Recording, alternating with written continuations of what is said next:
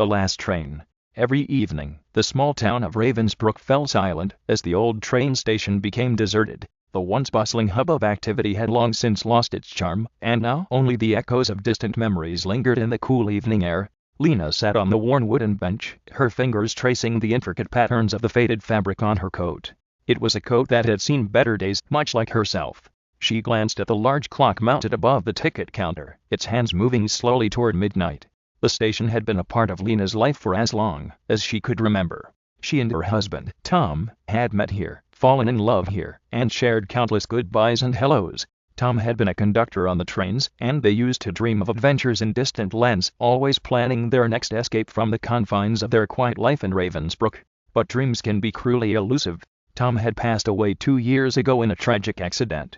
The news had come one foggy morning, the day Lena had been expecting him home. The call from the hospital had shattered her world, and the train station, once a symbol of hope and excitement, had turned into a shrine of loss. Every evening since Tom's death, Lena would come to the station, hoping that somehow, somewhere, a miracle would bring him back. She would sit on their bench, clutching a small, weathered photograph of Tom, and wait for the train that would never arrive. Tonight was different, though. As she waited, she noticed a figure standing at the edge of the platform, cloaked in a dark overcoat.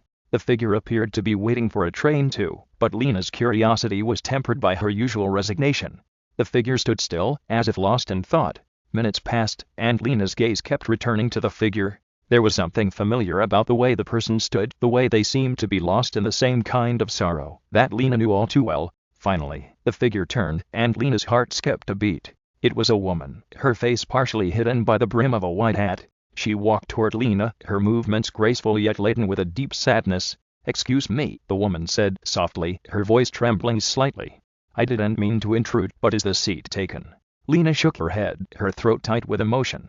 The woman sat down beside her, and for a long moment they simply sat in silence, each lost in their own thoughts. "I used to come here with my husband," the woman said quietly, breaking the silence. "He was a conductor, like yours." Lena's heart ached as she looked at the woman.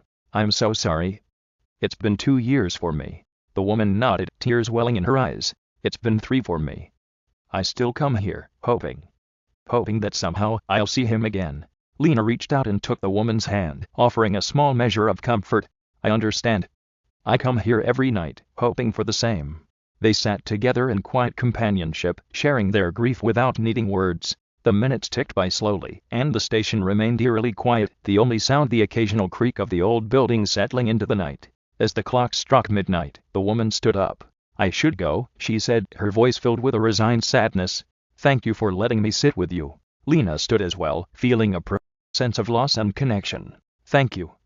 It's comforting to know I'm not alone in this." The woman gave a small, sad smile, before walking toward the exit.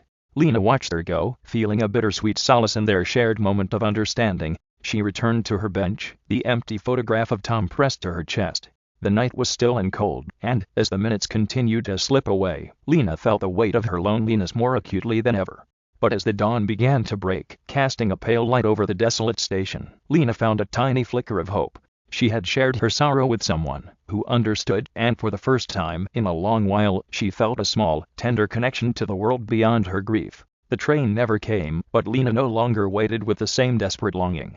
Instead, she sat quietly, holding on to the faintest glimmer of comfort that maybe, just maybe, love and loss could coexist in the echoes of shared human experiences. And as the first rays of the morning sun touched the old station, Lena knew that, although Tom would never return, the memory of him, and the unexpected companionship of another grieving soul, would stay with her, guiding her through the days ahead.